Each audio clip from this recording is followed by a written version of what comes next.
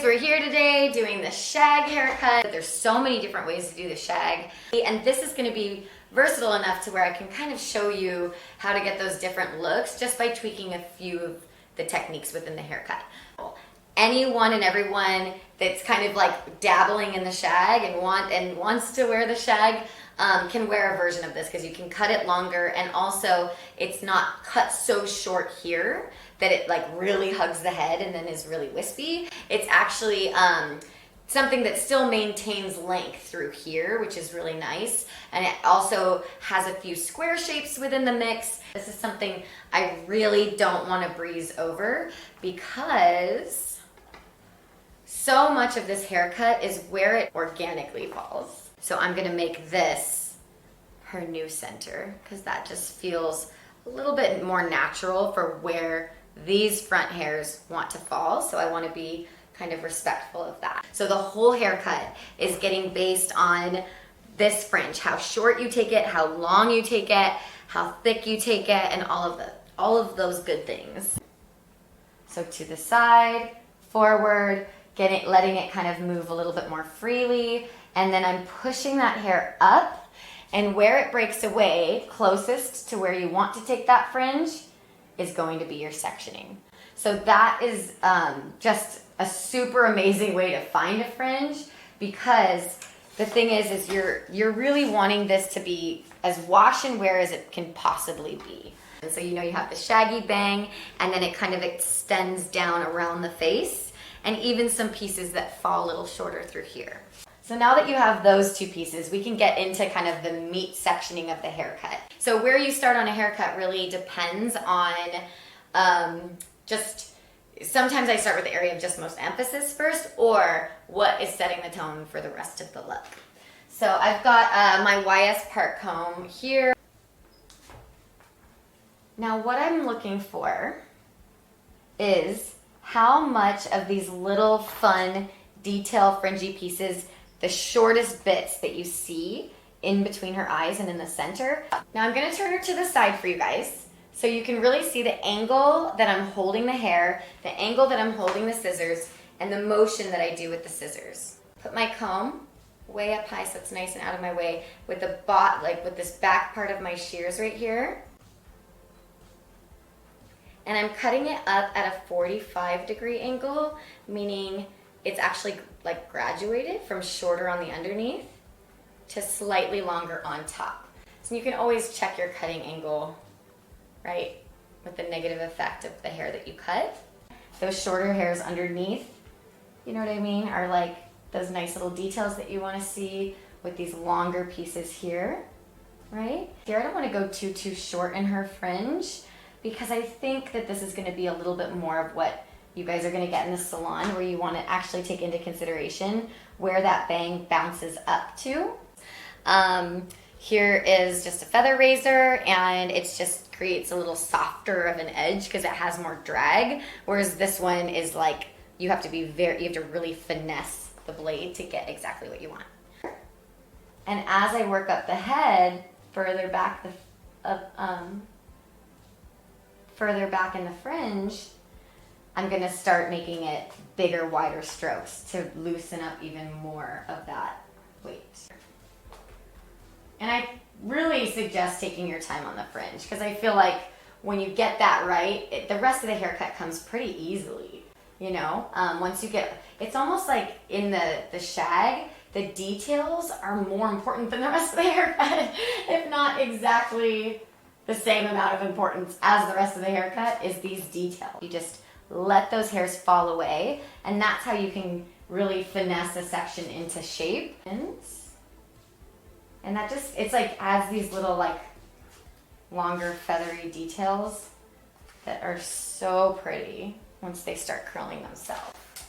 So then I always kind of come in and I get that fringe, like almost like styling it into shape of what I want to see. So I'll usually stand behind my client and kind of like finger style it into the shape that I want to see eventually. So just like look at the quick finger motion, getting that wave pattern and encouraging it in there, because everything that you do should like progress you forwards towards your end goal. Like really, like every little motion that you do is either going to take you further away from your end goal or it's going to bring you closer towards the end goal. So even these little styling things are really important as you kind of progress through the hair. Because when I see somebody just like combing and ripping through and then just getting the haircut and it looks really crazy and then styling it afterwards. Next piece, just shorter, short to long, not cutting the lengths.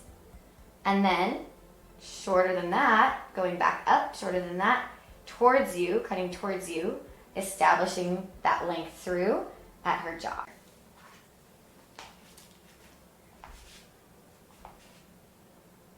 So bringing this down, kind of just popping it back up and watching it break off into 1, 2, 3. Then this one is going to kind of fill in the gap of the hair underneath it from the front to the back to the front. You can see how that kind of like pops up and already just has, it encourages the curl pattern when you do it where it naturally has that break, which is really cool. So now this back section, just the part that was the hairline detail, not the back that we dropped out. Okay? And then I can use the toe of the blade when I'm coming from the back to the front, because now most of the blade is over here. If your client is worried about her hair being too thin on the ends, I would skip this part, this concave layer section, and just move straight towards the neck section and bringing it down. I flip my comb upside down so that I can comb from this side. So it combs it into the next section, cutting over my fingers this way, and from short to long, dropping it out. So I'm going just longer than that, and it creates that soft feathery texture when you drop it down just a slight bit. So you're going to pull this out, but like I said, you're always going to do it dependent upon your client's needs, right? So you need to let these lengths fall away, because now we've created a separation between here and the new lengths of the hair. Take some from my guide, from my new section, bringing it straight out from her head here, letting these lengths fall away, and short to long. So this, you're gonna like literally bring it down to the lengths, visualize your lengths, visualize where you want that face frame to sit, and you're gonna connect the two. I like to stand in front when I do my face frame so that I can really see the ends of the hair, see her face, see the shortest piece, use the other side for a reference point, see the shortest piece, and then where I'm traveling to. Seeing it all at once and kind of finessing that hair away until you reach those ends. And you know, it's not really to take off any more lengths because you've already kind of established what you wanted. Bringing it straight up and then establishing like the smallest concave layer right there to connect it through. So when I was cooking this up, I remember my first client being like, what do I want without giving them that mushroom like boom on top of their head? They want the shag look, but they might not want that, you know? It's gonna actually be like this waterfall of layers into those lengths, so it still has this like long-haired look to it. And I'm gonna drop it, not as if it's more bang, but it's almost like an inch longer than the bang. But when I do it in reference with the same angle as her bang, it really helps to kind of like connect the whole look through. And I'm bringing it slightly forward, but I do want to cut it where it lays so I get a good visual on where that's gonna lay. So now I'm gonna actually go in and strengthen those little bits that fell longer than the rest of the lengths of the hair. It's like you don't just go in and kind of like chop, chop, chop. You're kind of listening to what the hair is telling you to do, you know? So what I think maybe some frequently asked questions would be, like what would you do if that top layer, the lengths didn't reach?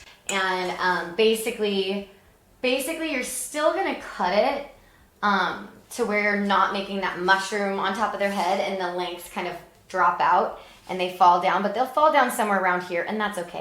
this way. There shouldn't be a lot of detail work at all, because at the end of it, so see how I'm not even point cutting, there's so much texture in there that if anything, I was just kind of strengthening up those ends a tiny little bit. But really from start to finish, all of that texture should already be in there. Before I go in and force any kind of style, because now I just have to like kind of emphasize what she already has going on with my round brush and my blow dryer.